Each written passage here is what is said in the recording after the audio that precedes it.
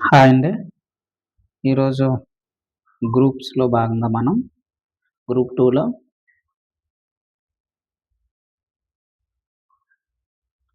AP history, AP history చూద్దాం. AP హిస్టరీలో ఇంతవరకు మనం శాతవాహనుల గురించి, వాళ్ళ యొక్క శాసనాల గురించి, నాణాల గురించి, అలాగే వాళ్ళ యొక్క రాజుల పరిపాలన గురించి చూసాం. ఇప్పుడేంటంటే వాళ్ళ యొక్క పరిపాలన విధానాల గురించి, వాళ్ళ యొక్క సాంఘిక పరిస్థితులు, వాళ్ళ కాలంలో స్త్రీకి యొక్క ప్రాధాన్యత ఏమిటి? అలాగే మత పరిస్థితులు ఇవన్నీ చూద్దాం. ఇవన్నీ మనం తెలుసుకోవడానికి అన్నీ కూడా ఆధారాలనేటటువంటివి ఉంటాయి. వాళ్ళ యొక్క రాజ్యాన్ని ఎలా విభజించారో అవన్నీ కూడా చూద్దాం. మనకు ముందే చెప్పుకున్నాం శాతవాహనులు అనేటటువంటి వాళ్ళు మౌర్యులకి సామంతులుగా పనిచేశారని మనకు తెలుసు.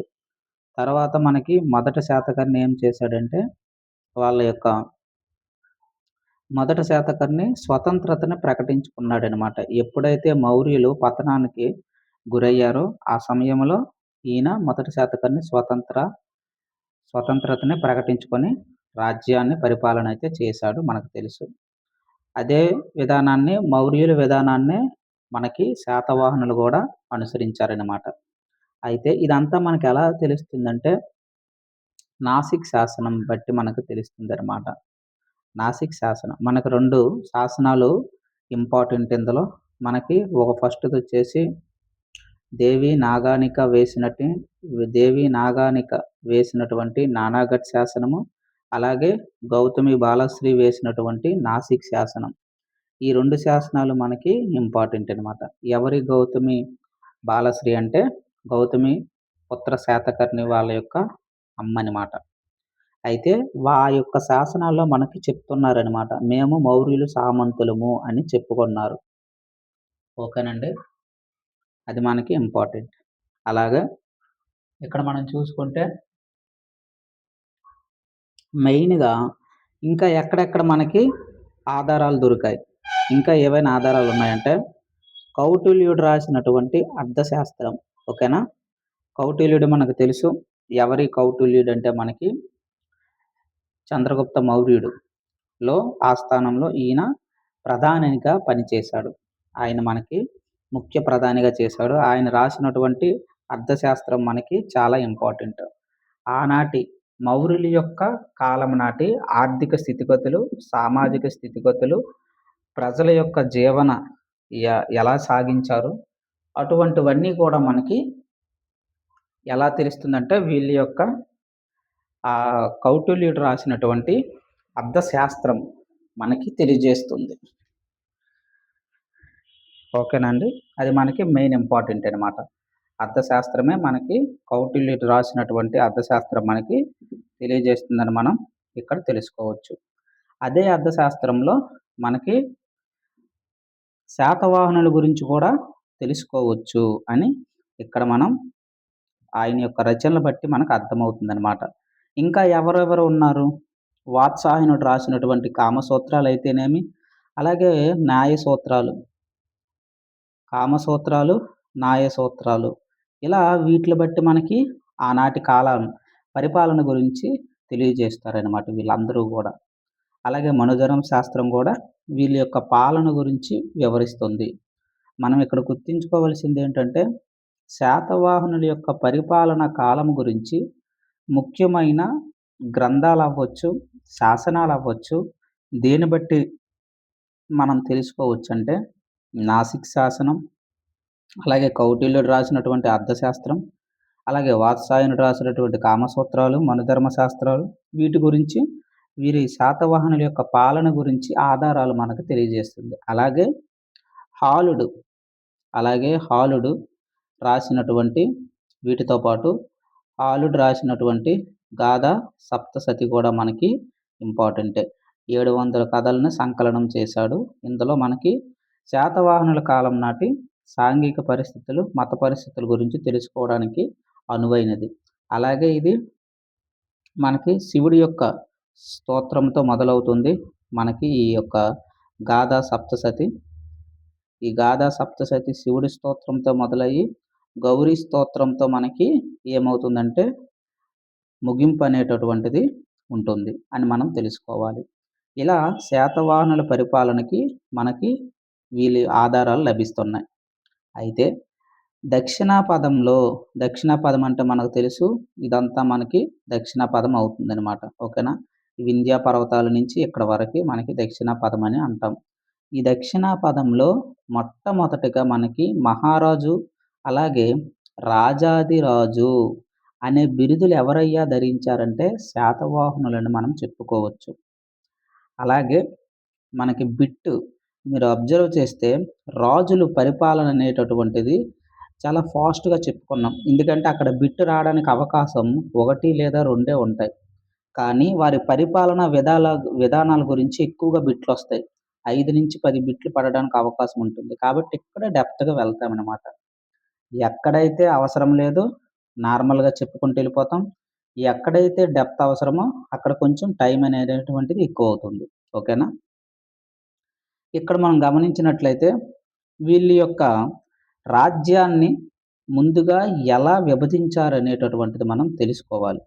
వీళ్ళ యొక్క రాజ్యాన్ని ఎలా విభజించారనేటటువంటిది మనం ముందు తెలుసుకుంటే సరిపోతుంది. వీళ్ళ యొక్క రాజ్యాన్ని చూడండి. ముందు ఇది రాజ్యం అనుకుంటే, రాజ్యం అంటే ఏంటి? ఇదంతా మనకొస్తుందనమాట. ఓకేనా? వాళ్ళ పరిపాలన అంతా ఇదంతా రాజ్యం కింద వస్తుంది. ఈ రాజ్యాన్ని ముందు వాళ్ళేం చేశారంటే ఆహారాలుగా ముందు విభజించాడనమాట. ఆహారాలు అంటాం. ఓకేనా? ఒక్కొక్క ఆహారానికి మనకి గవర్నర్ ఉంటారనమాట. ఓకేనా? ఈ ఆహారాలను మళ్ళీ మనం విషయాలుగా విభజించాడు. ఈ ఆహారాన్ని విషయాలుగా విభజించారు. ఈ విషయాలనే గ్రామాలుగా విభజించారనమాట. ఓకేనా? అయితే ఇంకా సామంత రాజ్యాలనేటటువంటివి ఉంటాయి. ఓకేనా? సామంత రాజ్యాలు గట్టా ఉంటారు. మరి శాతవాహనులు మౌర్యుల దగ్గర సామంతులుగానే చేశారు కదా!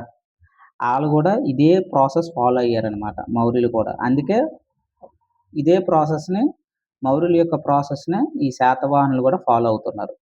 సామంత రాజ్యాలు పోను మిగిలిన రాజ్యాలు ఏవైతే ఉంటాయో వాటిల్నే ఆహారాలుగా విభజించారనమాట. అంటే అర్థం ఏంటంటే ఇక్కడ ఇది మనకి టోటల్ సామ్రాజ్యం అనమాట వీళ్ళది. ఇందులో మనకి సామంత రాజ్యాలుంటాయి కదా!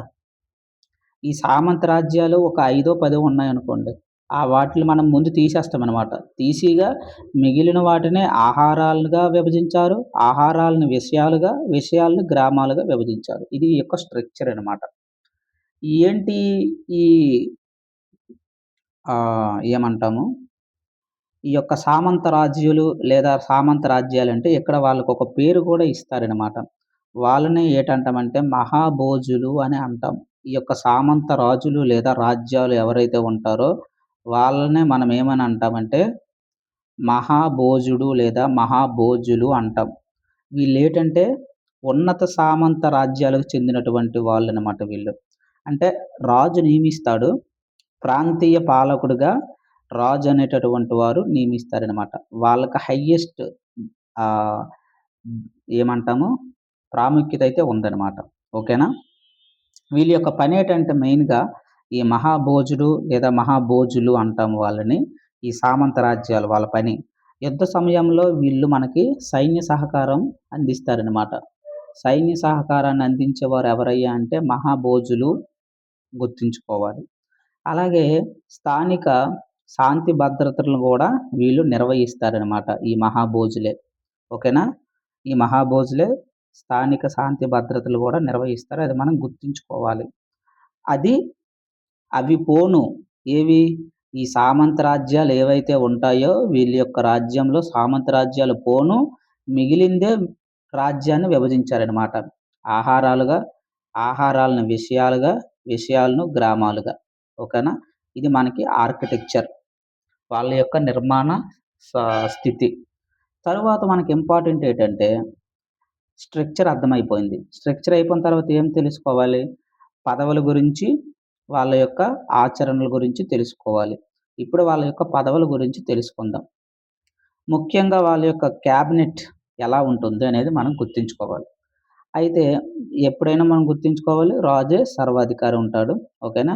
ఈ రాజు కింద మనకి నలుగురు మంత్రులైతే ఉంటారనమాట. ఓకేనా?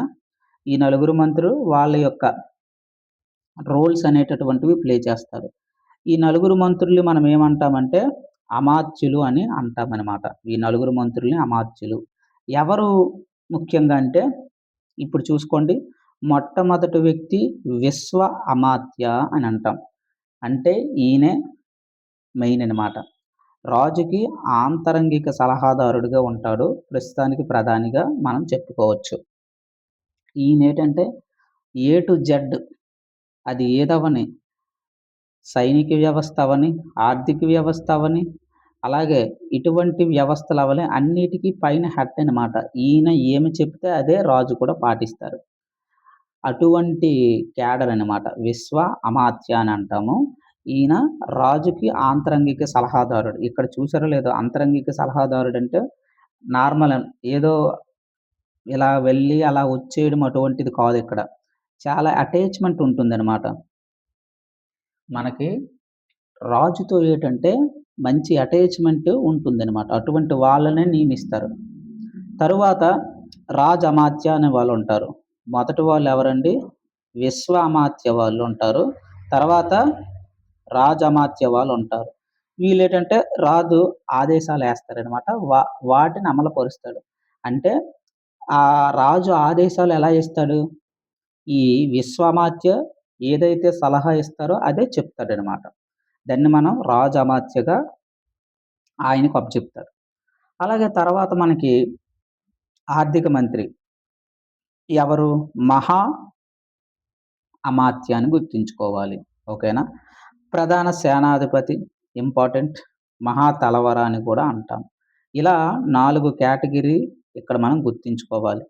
విశ్వ అమాత్య అంటే ప్రధానిని, రాజు అమాత్య అంటే రాజు ఆదేశాలను అమలుపరిచేవాడని, మహా అమాత్య ఆర్థిక మంత్రిని, మహా తలవర ప్రధాన సేనాపతిని మనం గుర్తుంచుకోవాలి. ఇంతవరకు మనం ఏం చెప్పుకున్నాం? రాజ్యం యొక్క స్ట్రక్చర్ చెప్పుకున్నాం. ఈ రాజ్యం ముందుగా సామంతులకు పోను, మిగతా రాజ్యాన్ని ఆహారములుగా, ఆహారాల్ని మళ్ళీ విషయాలుగా, విషయాలకు మళ్ళీ గ్రామాలుగా మనం విభజించుకున్నాం. ఇది మనకి ఇంపార్టెంట్. అదే మౌర్యుల కాలంలో గ్రామాలకి మనకు అధిపతి ఉంటాడు. గ్రామని అని అంటాము.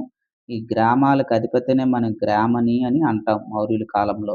మరి ఇక్కడ వీళ్ళేమని పిలుచుకున్నారంటే గుల్మిక అని పిలుచుకున్నారనమాట. ఈ యొక్క గ్రామాలకి అధిపతులను మనం గుల్మిక అని శాతవాహనుల కాలంలో అంటాము. అది మనం గుర్తుంచుకోవాలి. అలాగే చెప్పుకున్నాం కదా ఇప్పుడు రాజ్యములో రాజు తర్వాత అత్యంత ఉన్నతాధికారి ఎవరంటే మహాభోజుడు అంటాం. ఈ మహాభోజుడు ఎవరంటే సామంత రాజ్యాలకి ఉండేటటువంటి వాడనమాట. ఇది ఒక రకంగా ఉన్నత సామంతుల యొక్క బిరుదని చెప్పవచ్చు. ఈ సామంత రాజులు కూడా మనకి రాజే నియమిస్తాడనమాట. ఆయన పరిపాలన ఆధ్వర్యంలోనే ఈ సామంత రాజులు కూడా ఉంటారనమాట. స్థానిక అధికారి అని చెప్పుకోవచ్చు. చెప్పుకున్నాం కదా! యుద్ధ సమయంలో మనకేం చేస్తాడంటే ఈయన సైన్య సహాయం అనేటటువంటిది అందిస్తాడనమాట. ఎందుకంటే రాజు దగ్గర సైన్యం సరిపోకపోతే మిగతా సైన్యాన్ని ఈ సామంత రాజ్యాలను కూడా కూడగట్టుకొని దండయాత్ర అనేటటువంటిది జరుగుతుంది.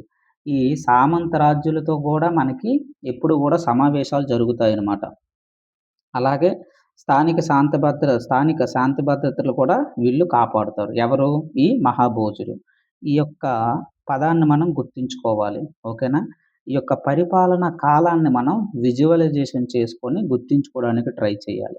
అలాగే వీళ్ళ యొక్క శాసనాలైతేనేమి, నాణాలైతేనేమి, వాళ్ళ యొక్క శైలి అయితేనేమి, నిర్మాణ శైలి ఇవన్నీ కూడా మనం ఇమేజ్ రూపంలో ఫస్ట్ క్లాస్‌లో చూసాం. ఒక్కసారి ఆ ఫస్ట్ క్లాస్ ఒకసారి చూడండి. శాతవాహనులది ఫస్ట్ క్లాస్‌లో చూసాం. అది చూడగానే మనకి స్ట్రక్చర్ అంతా గుర్తొచ్చేస్తది. అలాగే వీళ్ళ పరిపాలనా కాలం మాటకి ఈ బొమ్మేస్తున్నాం కదా! ఇక్కడ పరిపాలన చేశారు. ఇందులో రాజ్యాలేంటి గూడా మనం చూసాం. ఓకేనా? ప్రతిష్టానపురం ఎక్కడుంటుంది? ఆ ధాన్య కటకం ఎక్కడుంటుంది? తక్షశిల ఎక్కడుంటుంది? నలంద విశ్వవిద్యాలయం ఎక్కడుంటుంది? ఇవన్నీ గూడా మనం ఈ ప్లేసెస్ పెషావర్ ఎక్కడుంటుంది? గాంధార ఎక్కడుంటుంది? అస్మక, అవంతి, భోజ, గాంధారి ఇవన్నీ ప్రాంతాలు ఎక్కడుంటాయని మనం ఇండియన్ హిస్టరీలో కూడా చెప్పుకున్నాం. ఒకసారి అది కూడా ప్లే లిస్ట్‌లో ఉంది. ఒకసారి చూడండి. ఓకేనా? తర్వాత ఇక్కడ మనకొచ్చేసరికి మహాభోజుల గురించి తెలుసుకున్నాము. వాళ్ళ యొక్క రోల్ ఏంటో గూడా తెలుసుకున్నాం. తర్వాత ఎవరుంటారంటే మహారథులుంటారు. వీళ్ళు వంశపారంపర్యంగా మనకి ఏమంటే ఎలక్ట్ అవుతారనమాట. ఓకేనా? ఆ పదవి అనేటటువంటిది వంశపారంపర్యంగా వస్తుంది. వీళ్ళు మెయిన్‌గా ఏంటంటే పన్నులు వసూలు చేస్తారనమాట. ఓకేనా? వీళ్ళు హై పొజిషన్‌లో ఉంటారు. పన్నులు వసూలు చేయడం అంటే వీళ్ళేం వసూలు చేయరు. కింద వసూలు చేయడానికి కొన్ని సబ్ గ్రూప్స్ ఉంటాయి. వాళ్ళు చేస్తారు. వాళ్ళు కలెక్ట్ చేసి ఈ మెయిన్‌గా ఇతనికి అప్పజెప్తారనమాట. ఓకేనా? అంతే తప్ప ఈయనేం కలెక్షన్ అనేటటువంటిది చెయ్యరనమాట. అలాగే మనం చెప్పుకున్నాం కదా! ఈ పాయింట్ గురించి ఆహారాలుగా విభజిస్తారని, ఆహారాలను విషయాలుగా విభజిస్తారని, విషయాలు గ్రామాలుగా విభజిస్తారు బానే ఉంది. సామంత రాజ్యాలు పోను మిగిలిందే పంచుతారనమాట. ఈ యొక్క రాజ్యం యొక్క స్ట్రక్చర్. అయితే అప్పట్లో పెద్ద ఆహారం ఏదంటే మనకి గోవర్ధన మనకి ఆహారంగా చెప్పుకోవచ్చనమాట. ఓకేనా? గోవర్ధన ఆధారం. ఆహారంగా చెప్పుకోవచ్చు. ఓకేనా? అప్పట్లో శాతవాహనుల కాలంలో మనకి గోవర్ధన ఆహారం అతి పెద్దదనమాట. ఇక్కడుంటుంది మనకి. ఓకేనా? అయితే తరువాత మనం గ్రామ పరిపాలన గురించి, పరిపాలన దక్షత గురించే కదా మాట్లాడుకుంటున్నాం. వీళ్ళ యొక్క గ్రామ పరిపాలన ఎలా ఉండేది అని తెలుసుకోవాలంటే మనకి మూడవ పులోమావి గురించి మనకు తెలుసు. ఈయనే చివరి రాజు, 30వ రాజు. వీళ్ళ తర్వాత ఏటంటే మనకి వీళ్ళ రాజ్యం అనేటటువంటిది నాశనం అవ్వడానికి అవకాశం ఉందనమాట. అవకాశం కాదు నాశనం అయ్యింది. ఓకేనా? శ్రీశాంతములుడు వచ్చి ఇక్ష్వాకుల రాజ్యాన్ని స్థాపించాడనమాట. మూడవ పులోమావిని ప్రాలదోలి లేదా ఓడించి. ఓకేనా? మూడవ పులోమావి కాలంలో మనకి ఆయన బళ్ళారి దగ్గర ఈ మూడవ పులోమావి బళ్ళారి దగ్గర ఏం చేశారంటే మేకదోని శాసనాన్ని వేయించాడు. ఓకేనా? చూడండి గ్రామ పాలన గురించి మేకదోని శాసనం. ఎవరేయించారు ఈ మేకదోని శాసనం? మనకు తెలుసు. ఈ మేకదోని శాసనాన్ని మనకి మూడవ పులోమావి మనకు వేశారు. ఈయన మనకి బళ్ళారి ప్రాంతంలో ఓకేనా? బళ్ళారి ప్రాంతంలో ఈ మేకదోని శాసనాన్ని వేశారనమాట. అందులో ఆ శాసనంలో మనకేం తెలుస్తుందంటే అప్పట్లో గ్రామాన్ని పరిపాలించడానికి మనకి గ్రామ సభలనేటటువంటివి నియమించేవారని. ఓకేనా? గ్రామ సభలు.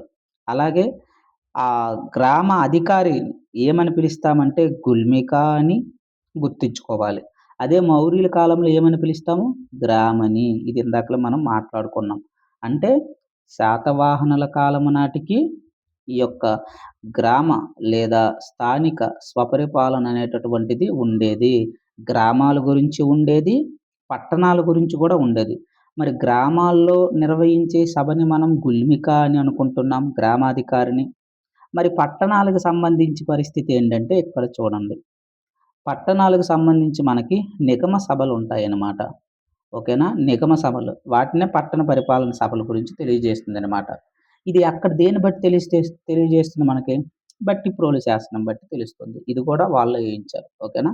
మూడవ పులోమావి ప్రాంతంలో వేయించారన్నమాట. ఆయన కాలంలోనే. ఈ 2 శాసనాల బట్టి మనకి స్థానిక స్వపరిపాలన సంస్థల గురించి మనకు తెలియజేస్తాయన్నమాట. అలాగే మనకి మెగస్తనీస్. ఎవరి Megasthenes? Seleucus Nicator. Seleucus Nicator. ఓకేనా? ఈ సెల్యూకస్ నికేటర్. ఓకేనా? సెల్యూకస్ నికేటర్ ఆస్థాన కవి ఆయనే మనకి ఏంటంటే గ్రీకు రాయబారి. ఈ సెల్యూకస్ నికేటర్ అనేటటువంటివాడు ఎవడంటే మనకి అలెగ్జాండర్ జయించినటువంటి రాజ్యాలకి ఈయన అధిపతి అనమాట. నియమించాడు. ఆ అధిపతి ఈయన ఈ గ్రీకు రాయబారి అయినటువంటి మెగస్తనీస్‌ని మనకి మౌర్యుల కాలంలో చంద్రగుప్త మౌర్యులు పరిపాలన ఆయన చేస్తున్న కాలంలో మన ఇండియాకి రాయబారిగా వస్తారనమాట ఈ మెగస్తనీస్. ఆయనే గ్రీకు రాయబారి. ఆయన మనకి ఇండికా గ్రంథం రాశారు. ఆ ఇండికా గ్రంథంలో తెలియజేశాడనమాట. శాతవాహనుల కాలంలో మనకి పట్టణ పరిపాలన వ్యవస్థ అనేటటువంటివి విరాజిల్లింది అని మనకి చెప్పింది ఎవరయ్యా అంటే గుర్తుంచుకోవాలి. మన మెగస్తనీస్. ఓకేనండి. ఇలా మనకి పరిపాలన గురించి మనకు తెలియజేస్తుంది. అయితే ఈ పరిపాలనలో మనం తెలుసుకున్న విషయాలు ఏంటేంటి తెలుసుకున్నాం మనం? ఈ పరిపాలన కాలంలో మనం తెలుసుకున్న విషయాలు ఏమేమిటంటే, శాసనాల గురించి తెలుసుకున్నాం ముఖ్యంగా. అందులో నాసిక్ శాసనం, అలాగే వాత్సాయనుడు రాసినటువంటి కామసూత్రాల ఆధారంగా, మనుధర్మ శాస్త్రం ఆధారంగా వాళ్ళ యొక్క పరిపాలన గురించి తెలుసుకున్నాం. అలాగే గ్రామ పరిపాలన, పట్టణ పరిపాలన గురించి తెలుసుకున్నాం. అలాగే శాసనాలు ఎలా తెలిసాయంటే మేకధోని శాసనం, అలాగే పట్టణ కాలానికి సంబంధించినటువంటి నిగమ సభలున్నాయని ఎలా తెలుసుకున్నాం. భట్టిప్రోలు శాసనం, అలాగే మెగస్తనీస్ రాసినటువంటి ఇండికా గ్రంథం బట్టి తెలుసుకున్నాం. ఇలా పరిపాలన కాలం కాలం గురించి, స్ట్రక్చర్ గురించి తెలుసుకున్నాం. తరువాత ఒక్కొక్క అధికారాల గురించి తెలుసుకుంటాము. ఆ కాలంలో నిర్వహించేటటువంటి రోల్స్ ఒక్కొక్కరు ఏంటేంటి? ఇవన్నీ ఏటంటే ఒక చార్ట్ రూపంలో మనం తయారు చేసుకోవాలి. బండారికుడు అంటే ఈయనెవరు? కోశాధికారి అనమాట. మరి రాజ్యానికి కోశాధికారి ఉండాలి కదా! ఈయనేటంటే శిస్తుని వసూలు చేస్తాడనమాట. ఈ శిస్తు ఏ శిస్తు? వస్తు రూపంలో చెల్లించాలి. వస్తు రూపంలో చెల్లించేవి ఒకరుంటారు. ద్రవ్య రూపంలో చెల్లించేది డబ్బు రూపం అంటాం. ద్రవ్య రూపంలో చెల్లించాల్సింది ఇంకొక అధికారి అనమాట ఉంటారు. వాళ్ళు కలెక్ట్ చేసుకుంటారనమాట. భండారికుడంటే మనకి వస్తు రూపంలో ఉన్నవి కలెక్ట్ చేస్తారు.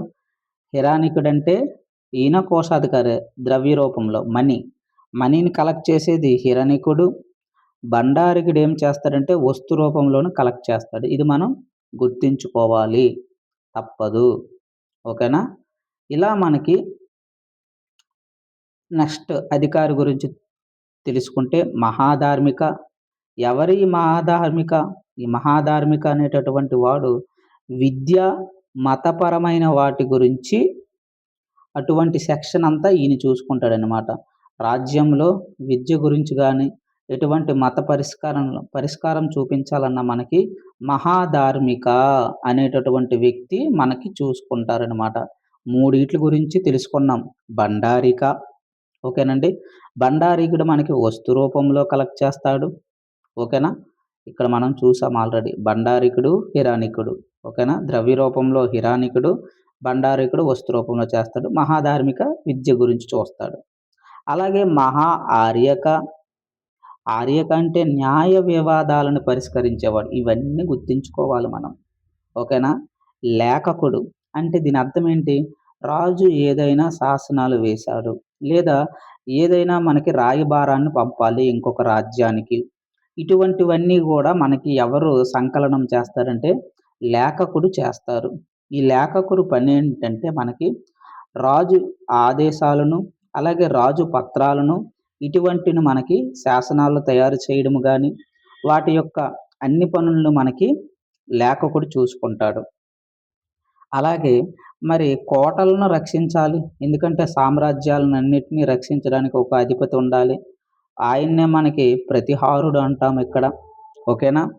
మరి సైనిక శిబిరాలు మనకు 2గా ఉంచుతారు వీళ్ళు.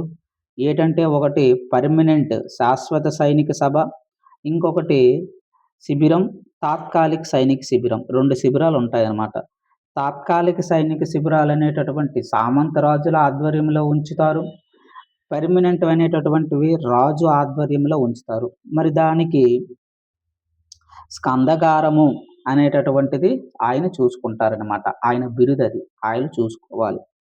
శాశ్వతంగా చూడండి ఇక్కడ శాశ్వత సైన్యాలున్నాయి. వాళ్ళు కటకం అంటాం. చూసుకుంటారు. మరి భూమిని కొలాలి కదా! భూమిని వసూలు చేయాలంటే ఎంత భూమి ఉన్నాదో భూమి ప్రకారంగా మనకి శిస్తుని వసూలు చేస్తారు. కాబట్టి ఆ యొక్క భూమిని శిస్తు వసూలు చేయడానికి మనకి రాజ్య భాషికుడు అనేటటువంటి వాడు ఉంటాడిక్కడ. అది మనం గుర్తుంచుకోవాలి.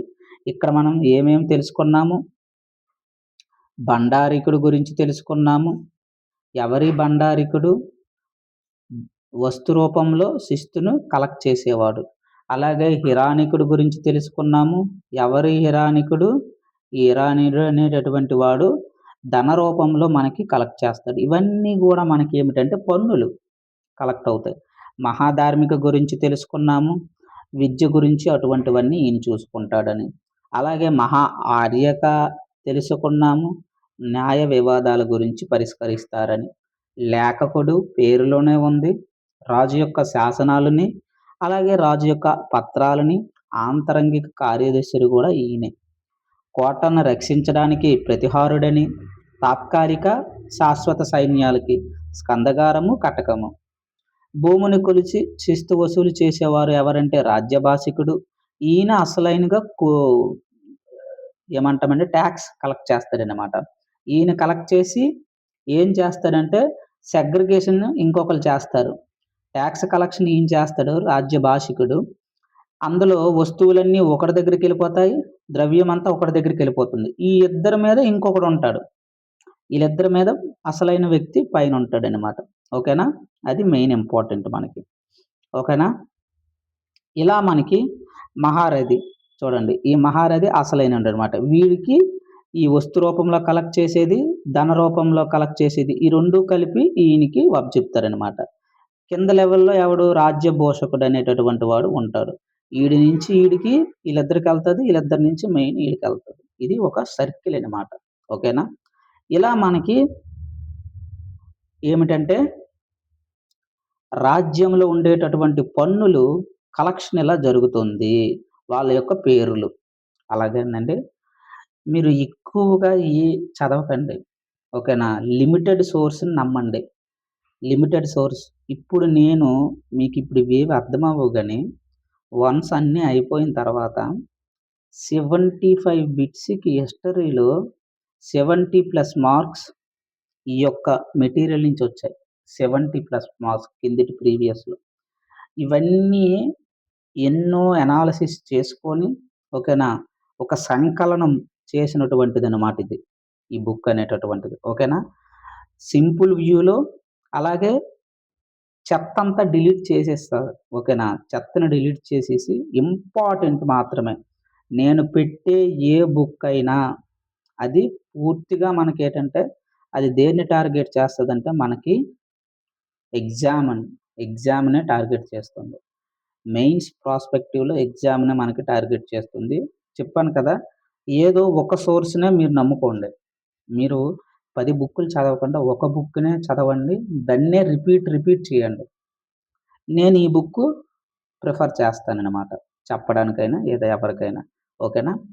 కాబట్టి అలా మీరు గూడా ఏదో ఒక బుక్‌ని సోర్స్‌ని నమ్ముకోండి. దాన్నే పఠించండి. ఎందుకంటే ఒక బుక్ చదవగానే ఇప్పుడు నేనే ఉన్నాను. ఇప్పుడు శాతవాహనుల గురించి ఏదైనా బిట్ ఇవ్వగానే, శాతవాహన పరిపాలన కాలం గురించి ఇవ్వగానే నా మైండ్‌లో ఈ పేజీ ఓపెన్ అవుతుంది. ఈ పేజీ ఓపెన్ అవుతుంది.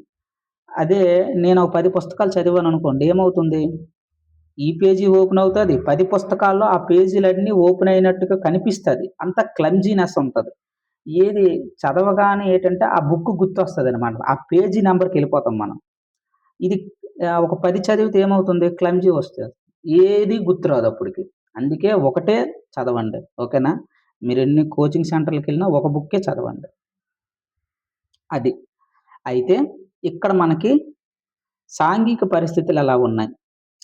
వాళ్ళ శాతవాహనుల కాలంలో సాంఘిక పరిస్థితులు. మనకు తెలుసు అప్పట్లోనే మనకి పితృస్వామిక వ్యవస్థ ఉండేది. ఎందుకంటే రాజు పరిపాలన చేసేవాడు గాబట్టి, యథా రాజా తథా ప్రజ. కాబట్టి అప్పటికి అలాగే ఉండేది. ఉమ్మడి కుటుంబాలు గూడా మనకి ఆచరణలో అప్పుడుండేవి. ఓకేనా? చాతుర్వర్ణ వ్యవస్థ అనేటటువంటిది అప్పటికే అమల్లోకొచ్చేసింది. ఇంతకు ముందు లేదు. ఇప్పటికొచ్చేసిందనమాట. ఓకేనా? ఏంటి చాతుర్వర్ణ వ్యవస్థ? 1 బ్రాహ్మణులు, 2 క్షత్రియులు, 3 వైశ్యులు, 4 శూద్రులు. ఇలా మనకప్పటికే అమలైపోయిందనమాట. వర్ణ వ్యవస్థ అనేటటువంటిది. ఈ వర్ణ వ్యవస్థ పోను ఏమైందంటే, ఇక్కడ మనం మెయిన్ గమనించాల్సింది శాతవాహనుల కాలంలో ఈ వర్ణ వ్యవస్థ మెయిన్‌గా ఏం తయారైందంటే, చేతి వృత్తులుగా మారిపోయారనమాట ఈళ్ళందరూ. చేతి వృత్తులుగా మారిపోయారు. వడ్రంగి, కమ్మరి ఇలా. ఒక్కొక్కరు ఒక్కొక్క పని చేసిని బట్టి చేతి వృత్తులుగా మారిపోయారు. ఈ చేతి వృత్తులు తర్వాత కాలంలో ఏమైందంటే, కుల వృత్తులుగా మారిపోయాయి. కులం అనేటటువంటిది ఏర్పడింది అలా. అంటే బీజం ఎక్కడ పడిందంటే శాతవాహనుల కాలంలోనే పడిందనమాట. ఓకేనా? అయితే బ్రాహ్మణులు, క్షత్రియులు, వైశ్యులు, శూద్రులు ఇవి మనకి వచ్చింది చాతుర్వర్ణ వ్యవస్థ. అంటే వాళ్ళు చేసేటటువంటి వృత్తి ఆధారంగా మనకి కులం అనేటటువంటిది ఏర్పడింది. అంటే మొట్టమొదటిసారిగా శాతవాహనుల కాలంలో కుల వ్యవస్థ ఉన్నది. మనకి సరైనవేవి అని అడుగుతాడు. సరైనవేవి అని. కాబట్టి గుర్తుంచుకోవాల్సిన అవసరం ఉందిక్కడ. శాతవాహనుల కాలంలో కుల వ్యవస్థ ఉన్నది. ఎలా చెప్పగలము అంటే, నీట్‌గా మనకి కౌటిల్యుడు చెప్పాడు. అర్థశాస్త్రాన్ని రచించినటువంటి కౌటిల్యుడు మనకి సా గ్రంథంలో విభజించాడనమాట. సాంఘిక పరిస్థితుల గురించి, కుల వ్యవస్థ గురించి, ఆనాటి సంస్కృతుల గురించి ఆల్రెడీ రాశాడనమాట. ఓకేనా? దాన్ని ఆధారంగా మనకి చెప్పగలుగుతున్నాం. ఎగ్ ఎగ్జామ్ అనేది ఇటువంటి బిట్లు అడగడానికి అవకాశం ఉంటుంది. రాజుల గురించి బిట్లు రావు. దాన్ని మర్చిపోండి. మనకడిగిందేంటి సిలబస్‌లో? వాళ్ళు కృషి ఏంటి? సాహిత్యానికి ఏం కృషి చేశారు? మన యొక్క సంస్కృతికి ఏం కృషి చేశారు? వాళ్ళ యొక్క ఇటువంటివి అడుగుతున్నారనమాట. అంతే తప్ప రాజు యొక్క కాలం ఏంటి? రాజు బ ఈ కా ఇటువంటివి అడగట్లేదు మనకి. అడిగితే ఒకటో రెండో బిట్లు అడుగుతాడు. దాని గురించి మొత్తం వాళ్ళ యొక్క క్రోనలాజికల్ ఆర్డరు, ప్రతి రాజు గురించి చదవడం తగ్గించుకోవాలవి మనం. ఏది చదవాలో అదే చదువుకోవాలి. ఓకేనా? అటువంటివి చదవకూడదు మనకి. ఎక్కువగా రాజుల గురించి మర్చిపోండి. మనం ప్రతి రాజు వ్యవస్థ గురించి, రాజ్యం గురించి మనం చదవాల్సినవేవంటే ఇవే. ఈట్ల మీద ఎక్కువ ఫోకస్ చేయండి. రాజ్య డైనాస్టీల గురించి తీసేయండి. ఆళ్ళ పేర్లు గుర్తుంచుకోవడం అవన్నీ మనకొద్దు. వాళ్ళు మన ఆంధ్రప్రదేశ్ రాష్ట్రానికి ఏం చేశారు? మన ఆంధ్ర దేశానికి ఏం చేశారు? వాళ్ళ యొక్క పరిస్థితులెలా ఉన్నాయి? వాళ్ళు ఎలా మనల్ని ఇంపాక్ట్ చేశారు? అవి మాత్రమే చదువుకోవాలి. ఓకేనండి? ఇలా వృత్తి పని వారిని కౌటిల్యుడు శూద్రులుగా పేర్కొన్నారు. ఇది ఇంపార్టెంట్. ఓకేనా? ఆనాటి కాలంలో మనకి ఆయన అర్థశాస్త్రంలో రాశాడనమాట. ఓకేనా? ఏంటని? వృత్తి పనివారు శూద్రులుగా పేర్కొన్నారనమాట. ఆనాటి కాలంకి అప్పటికే దిగువ కులమైనటువంటిగా మనకీయన ప్రస్తావించారనమాట. అయితే బ్రాహ్మణులకి ఎనలేని ఆహ్, ఏమంటాం దాన్ని ప్లేస్ ఇచ్చారనమాట. ఓకేనా? ఎవరు? శాతవాహనులు. అందుకే వాళ్ళకి పన్నులు లేని గ్రామాలను దానం చేశారనమాట. మనం చూసుకున్నాం. ఎక్కువగా ఆనాటి కాలంలో రాజ్య స్త్రీలు ఓకేనా? రాజ్య స్త్రీలైనటువంటి వారు పట్టమహిషులు వీళ్ళు బౌద్ధులకి ఓకేనా? జైనులకి వీళ్ళకేటంటే గ్రామాలని దానం చేశారు. ఓకేనా? అలాగే బ్రాహ్మణులకు గూడా చేశారు అని మనకి ఈటి యొక్క కౌటిల్యుని యొక్క అర్థశాస్త్రం బట్టి చెప్పొచ్చు. ఓకేనా? అలాగే వాళ్ళ శాసనాల్లో కూడా వేసుకున్నారు. అది గూడా మనకి ప్రామాణికమే. మరి కుటుంబ వ్యవస్థ వాళ్ళ కాలంలో ఎలా ఉండేది?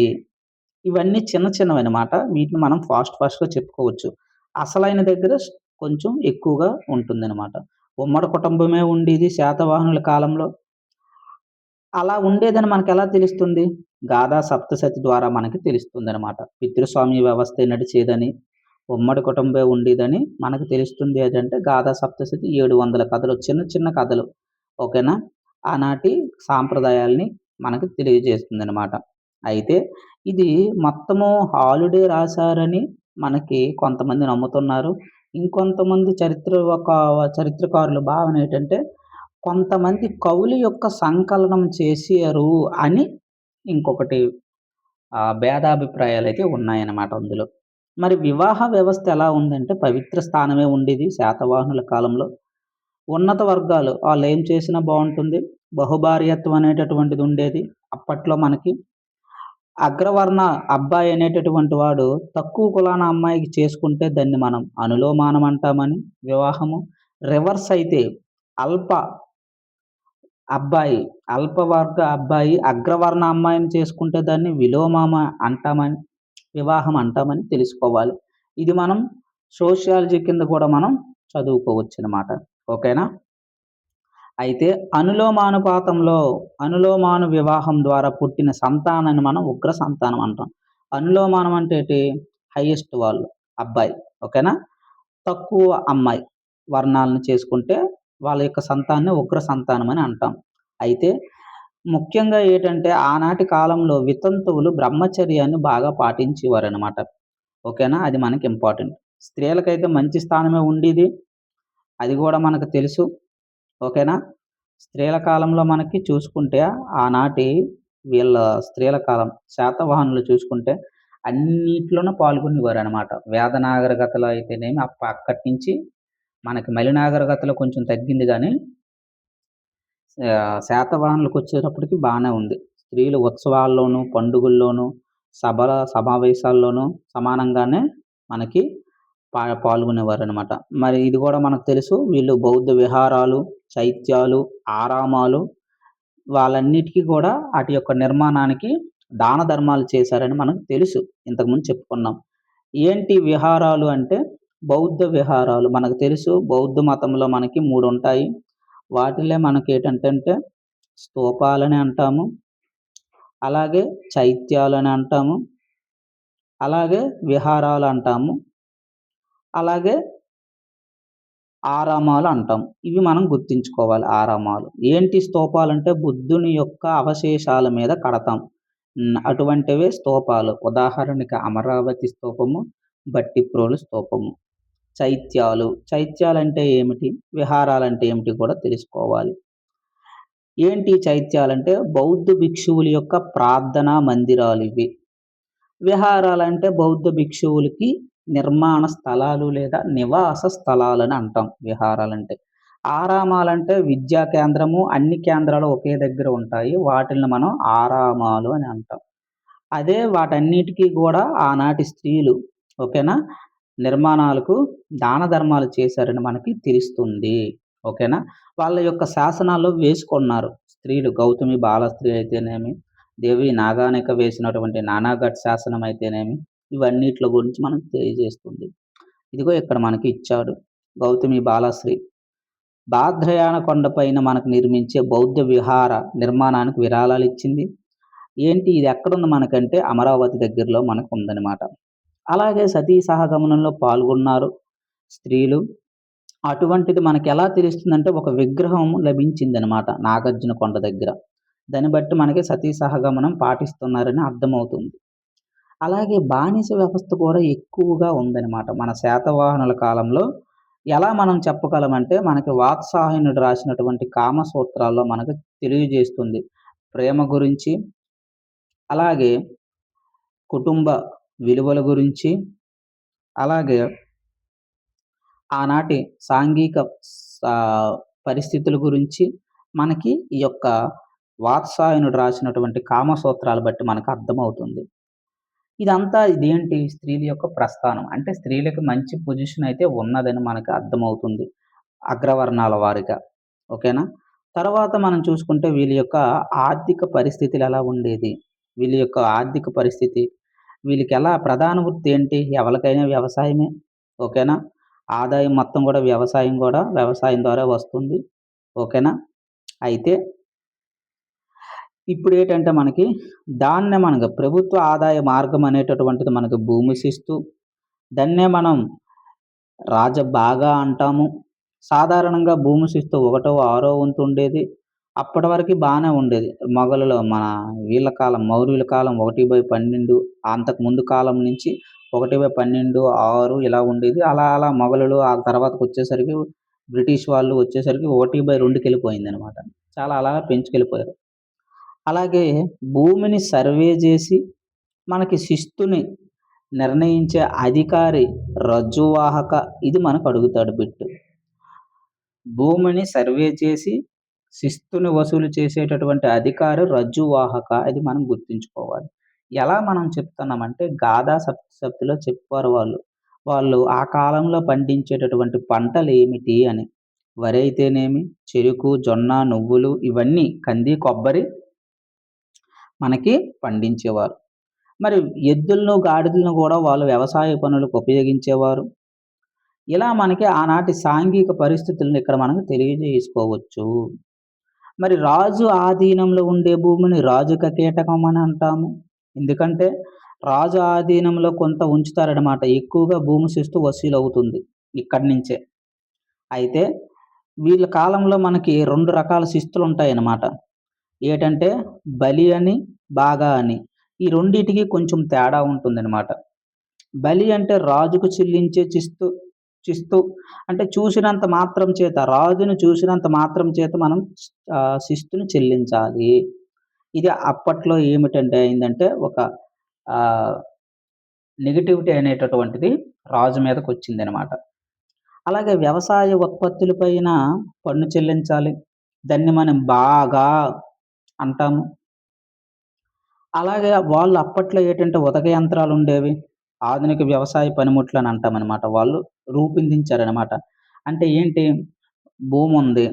ఈ భూమిని దున్నడానికి మనకి ఎద్దులతో కాకుండా తరువాత టెక్నాలజీ వాళ్ళు ఇంప్రూవ్‌మెంట్ అయ్యారు. భూములు దున్నే యంత్రాలను తీసుకొచ్చారనమాట. వాటిని మనం ఉదక యంత్రమని, ఆ నీటిని పైకి లాగడానికి మనం ఆళ్ళు ఉపయోగించే యంత్రం గటి యంత్రమని, మరి అప్పట్లోనే పత్తి విత్తనాలు వేరు చేయడానికి మనకి గరిక యంత్రకమని, ఇలా ఆ కాలంలో సాంకేతికతని ప్రవేశపెట్టారనమాట. ఓకేనండి. అవి మనం గుర్తుంచుకోవాలి. ఇక్కడి నుంచి కొంచెం డెప్త్‌గా వెళ్ళాల్సిన అవకాశం ఉంటుంది. ప్రతి పాయింటు మనకి ఇంపార్టెంటే. ఓకేనా? ఇక్కడ మనకొచ్చేసరికి చెప్పాను కదా! వాళ్ళ యొక్క వృత్తి బట్టి కులము ఏర్పడింది. ఇవే అవన్నీ కూడా. ఒక్కొక్క వృత్తి చేసేవారు ఒక్కొక్క శ్రేణిగా ఏర్పడ్డారనమాట. ఆ కాలంలో అమలులో ఉన్న శ్రేణులెన్ని అడుగుతాడు 18 గుర్తుంచుకోవాలి. హాలికులు అంటే వ్యవసాయదారులు. ఒకటికి 2 సార్లు చదువుకుంటే అర్థమవుతుంది మనకి. కోలికలు నేత పనివారని. మూలకారులు అంటే పూల వ్యాపారులని. అప్పటికి ఇవన్నీ వ్యవస్థలున్నాయన్నమాట. అందరూ పనులు. వధికులు వడ్రంగులు అని. సేధి వ్యాపారులు అని. ఇవన్నీ ఒకసారి మనం చూసుకోవాలి. ఓకేనా? మ్యాచింగ్ అడగడానికి అవకాశం ఉంటుంది. సార్దావాహులంటే విదేశీ వర్తకం చేసేవారని. కొలారి అంటే కొమ్మరివారని. అలాగే కమారా అంటే కమ్మరి వాళ్ళని, అంటే ఇనుప పనిముట్లు చేసేవారిని కమ్మరి అంటాం. మరి బంగారు పని చేసేవారిని మనం నువనక అంటాం. శిలవదకంటే తెలిసిపోతుంది. శిల్పాలు, రాతి పనివారని. తిలపిష్టకులంటే నూనె గాగునుగా ఆడించేవారు. బావుంది. గోలక అంటే పశుపాలకుడు అని. కనకార కంచు పనిపారని. వస్సాకర వెదురని. గతికులు ఇది అడుగుతారు. ఎగ్జామ్‌లో గతికులంటే సుగంధ ద్రవ్యాలను తయారు చేసేవారు అని మనం గుర్తుంచుకోవాలి. ఓకేనా? ఇవన్నీ గుర్తుంచుకోవాలి. రోజుకి 1, 2 సార్లు చదివితే మనకి ఇవన్నీ గుర్తుంటాయి. ఓకేనా? ఇక్కడి నుంచి ఇంపార్టెంట్ ప్రతీదీ మనకి అడగడానికి అవకాశం అనేటటువంటిది ఉంటుందనమాట. ఓకేనా? హ్మ్. అయితే ఇవన్నీ ఉన్నాయని మనకెలా తెలుస్తుంది? ఈ ఇన్ని శ్రేణులు 18 శ్రేణులున్నాయని మనకెలా తెలుస్తుందంటే, వృషభదత్తుడు ఎవరండి? వృషభదత్తుడు. ఇక్కడ మనకున్నారు చూడండి. శకరాజు అయినటువంటి వృషభదత్తుడు ఏం చేశాడంటే, నాసిక్ శిలాశాసనం వేశాడు. ఓకేనా? దాని ఆధారంగా మనకు అర్థమవుతుందనమాట. ఎవరి వృషభదత్తుడు అంటే, శకులకు సంబంధించిన వాడు. శాతవాహనులకి సమకాలీనులు మనకు తెలుసు. శకులు, యవనులు, ఇండులు. అలాగే ఈ వృషభదత్తుడనేటటువంటి వాడు పశ్చిమ క్షేత్రం ఎవరండి ఈయన? ఈ వృషభదత్తుడనేటటువంటి వాడు అని అనుకోవచ్చు మనకి. ఓకేనా? క్షత్రపులకు సంబంధించినటువంటి వాడు. అపానుడు యొక్క అల్లుడే ఈ దత్తుడు. నహపానుడి యొక్క అల్లుడు. ఈ గౌతమి శాతకర్ణించాడనమాట. ఈ నహపాను యొక్క అల్లుడే మనం గుర్తుంచుకోవాలి. ఓకేనా? కలెక్ట్ చేసేవాడనమాట. వాళ్ళ యొక్క ఏవైతే వాళ్ళ దగ్గర అటువంటిది చేసేవాడు. అలా మనకి అనమాట. ఎక్కడెక్కడ నాసిక్‌లోన లేలోన ఇక్కడ మనకి ఇక్కడ మనకి లయాలకు కూడా దాసాడు ఈ వృషభ. దాన్ని బట్టి అర్థమవుతుంది అనమాట ఈ వాళ్ళని అంటే ఇక్కడ నేత పని దగ్గర నుంచి మనకి కలెక్ట్ చేశారనమాట. నాసిక్ శిలాము కార్లు అనమాట 2% వడ్డీతో ఈ యొక్క అన్ని అప్పట్లో ఓకే భిక్షువుల సంవత్సరానికి ఇన్ని వృషభ దత్తుడు రాజులు వేసిన మనం శాతవాహనుల యొక్క చేయొచ్చు ఆర్థిక తర్వాత వాటర్ కూడా అంటే వాటి ద్వారా వాటర్ అనేటటువంటివి బాగా ఫేమస్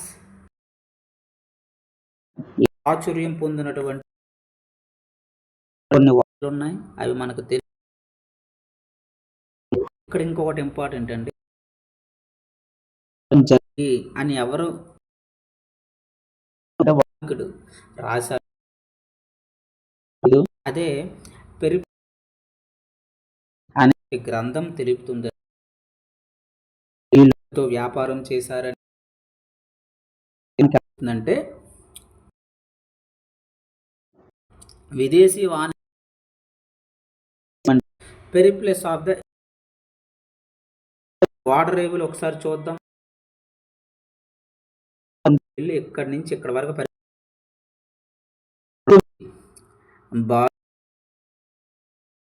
అది గుజరాత్లో ఉంది. తరువాత ఓకేనా ఓకేనండి సోపారా అక్కడది ఓకేనా. ఈ మూడు కూడా బరుకచ్చ అలాగే మనకి వాటర్ రేవు అలా ఉంది. మరి తూర్పున ఏ వాటర్ రేవులు మైసోలియా మన ఆంధ్ర రాష్ట్రంలోనివే గోదావరి ఓకేనా పాండిచ్చేరి ఓకే. ఏంటి అరికమేడు అంటే పాండిచ్చేరి అంటాం ఓకేనా. ఉందంటే ఈ పాండిచ్చేరి దగ్గర ఓకేనా ఈ అరకమేడు మనకి వాటర్ ఉందన్నమాట. ఎక్కడ కుప్పం అరియా రేవు దగ్గర మనకి మేడ్ అనేటటువంటిది ఉందన్నమాట వాటర్. మొట్టమొదటిగా ఏంటంటే అనేటటువంటిది బరు చేతిలో ఉండేది. పశ్చిమ క్షాత్రపుల వంశానికి ఈయన మన గౌతమిపుత్ర శాత అది కూడా మనం చెప్పుకున్నాం. శాతవాహనులకి ప్రధాన కేంద్రం ఏది అంటే మనం ప్రయారిటీ ఇవ్వాలి. అది కళ్యాణి ఉంది. అది ఇంతకు ముందు ఉండేది మనకి ఎక్కడి నుంచి ఇక్కడ ముందు ఇక్కడే వాళ్ళ ప్రాంతం ఏర్పడ. అందుకే ఇది కూడా వాళ్ళ వర్తకాలు చేయడానికి ఇది దగ్గర ప్రాంతం అయింది అనమాట మనకి. అలా వాడరేవు ద్వారా చేశామన్నమాట ఓకేనా. అరిక వీళ్ళు రోమ్తో ఎవరు రాశారు ప్లీనీ. ఇలా మనకి విదేశీ వాణి చేశాము అని నేచురలిస్ట్ వంటి గ్రంథం. ఎలా మనకి ఈ కొన్ని రోమ్ దేశంలో బయటపడ్డాయి. దగ్గర అయితేనేమి, కడప జిల్లాలో వినుకొండ, నాగార్జునకొండ, మనకి ఈ యొక్క ఈ రోమ్ నాణాలు మనకి కాలంలో జరిగిందంటే మనకి యజ్ఞశ్రీ శాతకర్ణి. ముందు దీనికి పునాది వేసింది ఎవరయ్యా? గౌతమిపుత్ర శాతకర్ణి వంటిది జరిగింది. దానిని వెళ్ళి మరికొంచెం అభివృద్ధి చేసింది ఎవరయ్యా? ఈయన మరికొంచెం ముందుకు వెళ్ళి వాడ గుర్తులు కూడా తెలియజేస్తూ ఈ ప్రధానంగా అనగానే మనకి ఫెరిత్రియన్సీ ఆ యొక్క గ్రంథం రాసినటువంటి ఆ యొక్క గ్రంథం ద్వారా వర్తక వాణిజ్యం జరిగింది. అలాగే మనకి ఫెరిత్రియన్సీ ప్రకారం ఇవన్నీ జరిగాయి. ఎగుమతులు ఎక్కువగా చూసుకుంటే మనకి సుగంధ ద్రవ్యాలు ఎక్కువగా అవే కదా అప్పట్లో. అలాగే వజ్రాలు, అలంకరణ వస్తువులు ఎగుమతి చేసుకున్నాం, అన్నీ దిగుమతి చేసుకున్నాం. ఇలా మనకి విదేశీ వర్తక వాణిజ్యం. అయితే సాహిత్యము వాళ్ళు మన ఆంధ్రదేశానికి అప్పట్లో మనకి మొదటగా ఉండేది ఎంతవరకు వరకు కుంతల శాతకర్ణి ఎప్పుడైతే మనకు వచ్చాడో ప్రాధాన్యం ఇచ్చి సంస్కృత ఇచ్చాడు. అది మనం గుర్తుంచుకోవాలి. అంటే కుంతల శాతకర్ణి ఇంతకుముందు ఏ భాషగా ప్రాకృత భాష అంటే అర్థం ఏంటంటే వివిధ రకాలైన భాషల సమూహమే మనకి ప్రాకృత భాష. అంటే అది మహారాష్ట్రీయ ప్రాకృత భాష అవుతుంది.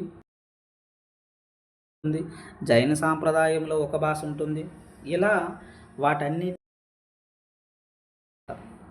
ఆ తర్వాత కుంతల శాతకర్ణి వచ్చి సంస్కృతాన్ని మన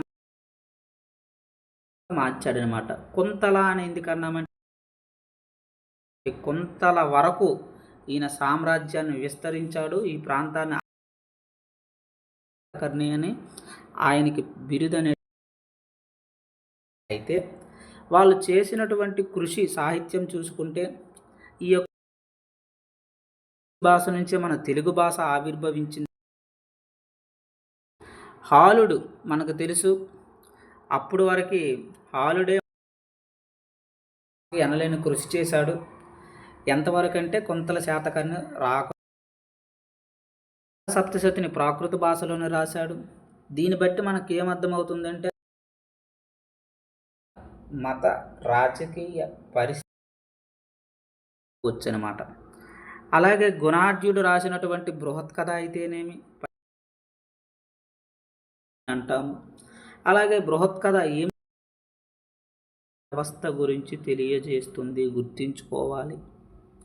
కుతూహలం రాశాడు. ఇదంతా వాళ్ళు చేసేటటువంటి కృషి అన్నమాట. ఎందుకంటే తెలుగు భాష అక్కడి నుంచే వచ్చింది కాబట్టి దీని మీద మన ఈ యొక్క తెలుగు భాషకు మాతృక అయి ఉంటుందని విశ్లేషకుల యొక్క భావన అన్నమాట. అందుకే మనకి యువతల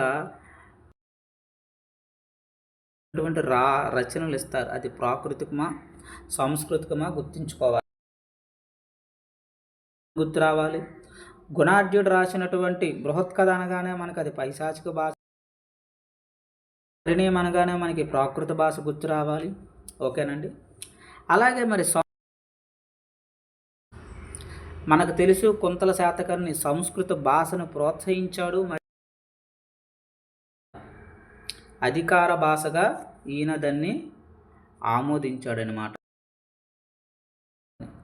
అయితే ఈ కుంతల శాతకర్ణి కాలంలోనే మనకి మహాయాన బౌద్ధులు అనగానే మనకి గుర్తు రావాల్సింది ఎవరయ్యా అంటే ఆయన మహాయాన యానాన్ని ప్రోత్సహించాడు. ఆయన గురించి మనకి తర్వాత అలాగే సంస్కృతి శాసనం మొట్టమొదట వేయించింది ఎవరయ్యా అంటే జునాగఢ్ శాసనం, దాన్నే గిర్నార్ శాసనం అని కూడా అంటాం. ఆయన మొట్టమొదటి ఎవరయ్యా అంటే శకరాజు రుద్రదమనుడు 150 సంవత్సరములు అని మనం సంస్కృత భాషని ఎనలేని కృషి చేసినటువంటి వాళ్ళు వీరు. మరి కాలంలోనే మనకి శర్మవర్మ, వాత్సాయనుడు వీళ్ళిద్దరూ కూడా సంస్కృత భాషలోనే రాశారు. స్వాతంత్ర వ్యాకరణం అయితేనేమి, అలాగే వాత్సాయనుడు రాసినటువంటి ఇలా మనకి సంస్కృత భాషలో వీళ్ళు ఎనలేని కృషి చేశారు. ఇంతకు ముందు వాళ్ళు ఓకేనా, గుణాఢ్యుడు వీళ్ళందరూ సంస్కృత భాషకు కుంతల శాతకర్ణి. అలాగే వాళ్ళ కాలంలో ప్రధాన సంగీత పరికరాల గురించి వీణ, శంఖము ఇవి ముఖ్యంగా ఉండేవి. మరి మతము గురించి చెప్పుకుంటే అన్ని మతాలని వీళ్ళ వైదిక మతం, ఎందుకంటే మొదటి శాతకర్ణి 2 రాజసూయ 2 యాగము, ఒక అగ్నియాగము, ఇవన్నీ ఒకటి దేవి నవరాత్రి యాగాలు చేసి శాతవాహనుల అధికార మతం అనేటటువంటిది వైదిక మతం అని మనకి తెలియాలి. వేదశ్రీ, యజ్ఞశ్రీ బట్టి వీళ్ళు వైదిక మతాన్ని ఆచరిస్తున్నట్టుగా మనకి అర్థమవుతుంది. మూలమే యజ్ఞయాగాది క్రతువులు అవి చేశారు వీళ్ళు. ఎవరెవరు? మొదటి శాతకర్ణి ఇప్పుడు చెప్పాడు, గౌతమిపుత్ర శాతకర్ణి చేశాడు, యజ్ఞశ్రీ శాతకర్ణి చేశారు. వీళ్ళందరూ కూడా యజ్ఞయాగాది వైదిక మతానికి, హిందూ మతానికి వీళ్ళు ఎనలేని కృషి చేశారు కాబట్టి వీళ్ళ మీద బిట్లు రావడానికి. అలాగే నానాగఢ్ శాసనం చెప్పుకున్నాం, కొన్ని ఆధారాలు ఉన్నాయి వైదిక మతం అవలంబించారని. నానాగఢ్ శాసనం దేవి నాగానిక వేసింది, మొదటి శాతకర్ణి భార్య. మనకి చెప్పుకున్నది ఏమిటని మొదటి శాతకర్ణి విజయాల గురించి. ఆయన ఆక్రమించాడు, భోజ, చేర ఇటువంటివన్నీ ఆక్రమించాడని. ఆక్రమించినందుకు యాగము, అలాగే రాజసూయ యాగము, అలాగే దేవి నవరాత్రి యాగము, అలాగే అగ్నియాగము ఇందులో చెప్పుకున్నది. దీన్ని బట్టి మనకు అర్థమవుతుంది ఏంటంటే వైదిక మతాన్ని వీళ్ళు ఆచరించారని తెలుస్తున్నది. శాతకర్ణి గురించి కూడా చెప్పుకోవచ్చు. బ్రాహ్మణులకి ఎక్కువగా అవకాశం ఇచ్చాడు, ఎక్కువగా ప్రాధాన్యత, వాళ్ళకి పన్నులు లేనటువంటి భూములు దానాలు చేశాడు. దీన్ని బట్టి మనకు అర్థమవుతుంది. దాన్ని బట్టి ఈయన బ్రాహ్మణ ఆగమ నిలయ అనేటటువంటి బిరుదులు పొందాడు. దీన్ని బట్టి మనకు అర్థమవుతుంది వైదిక మతాన్ని ఆచరించారు. ఆచరించిన వాళ్ళ యొక్క స్త్రీలు బౌద్ధ మతాన్ని, జైన మతాన్ని ఒప్పుకోవాలి, గౌరవం ఇచ్చారు. తర్వాత కనుహుడు మనకు తెలుసు, భాగవతాన్ని దేశంలో, ఎందుకంటే గాథా సప్తశతిలో మనకి ఈ కథలు ఉన్నాయి, రాధాకృష్ణుల కథలు, విష్ణు కథలు. దాని కూడా వైదిక మతానికి ఎనలేని సేవ చేశాడని మనకి తెలుసుకోవచ్చు. అలాగే మొట్టమొదటి తర్వాత వచ్చేటటువంటి రాజు హాలుడు. ఈ హాలుడే మనకి గాథా సప్తశతిని రాశాడని మనకు తెలుసు. ఎవరైతే ఉన్నారో శాతవాహనులు, ఈ కృష్ణుడు లేదా కన్హుడు వాళ్ళని ముందు తరాలని అలాగే వాళ్ళు జైన మతాన్ని కూడా, శైవ మతాన్ని కూడా ఆదరించారు. శైవ మతాన్ని ఇక్కడ మనం అంటే ముఖ్యంగా మనకి శైవంలో చాలా రకాలున్నాయి. అందులో మొట్టమొదటిది పాశుపత శైవం. దీన్ని ఎవరు స్థాపించారయ్యా అంటే మనకి లకులీశుడు మనకి పాశుపత శైవాన్ని స్థాపించాడు. పశుపతి మహాదేవుడే ఆరాధ్య దైవం వీళ్ళకి. ఎలా మనకు తెలుస్తుందంటే చెప్పుకున్నాం, ఇది శివస్థుతితో మొదలవుతుంది అంటే దాని అర్థం ఏమిటి? అప్పట్లో శైవ మతము కూడా చెప్పుకోవచ్చు. గౌరీ స్తోత్రంతో ముగుస్తుంది. ఓకేనా, ఇది మనం చెప్పుకున్నాం. ప్రాచీనమైనటువంటి గుడి ఒకటి ఉంది మనకి. అదే ఒక శివలింగం, భారీ శివలింగం, 13 అడుగులు. దాన్నే మనం ఏమంటామంటే చాలా ఇంపార్టెంట్. ఎక్కడుంది? చిత్తూరు జిల్లాలో ఉంది. ఇంపార్టెంట్. మనం ఇంకా గమనించినట్లయితే ఈ శైవ మతాన్ని ఆదరించారు. చూడండి, శివస్కంద, శివశ్రీ అంటే దీన్ని బట్టి మనకు అర్థమవుతుంది వాళ్ళు నాణాలపైన ఈ నాస్తిక్ ఓకేనా గుర్తులు ఉంటాయి కదా, ఈ స్వస్తిక్ గుర్తులు కూడా మనకి వేశారు. అవి మనం చూసాం మొదటి క్లాసులో. శాతవాహనులకు సంబంధించినటువంటి నాసిక్ శాసనం, ఇటువంటి శాసనాలన్నీ మనం చూసాం. అలాగే స్వస్తిక్ గుర్తులు, శిముకుడి యొక్క నాణాలు, వాళ్ళ యొక్క బంగారు నాణాలు, ఇవన్నీ కూడా మనం చూసాం. అలాగే వీళ్ళు జైన మతాన్ని కూడా ఆదరించారు. ఎందుకంటే ఇప్పటికే ఈ జైన మతం గురించి వాళ్ళు చేసినటువంటి ఎనలేని సేవలు, బౌద్ధ మతం గురించి ఓకేనా, ఆ తర్వాత వాళ్ళు చేసినటువంటిది సంస్కృతానికి ఓకేనా, ఇవన్నీ మనం ఒక్కసారి చూద్దాం. ఓకేనా, ఇక్కడ మనకు చూసుకుంటే ఇవన్నీ చెప్తే ఇంకో గంట అవుతుంది. ఓకే, ఇంతటితో ఇక్కడ మనం ఆపుదాం.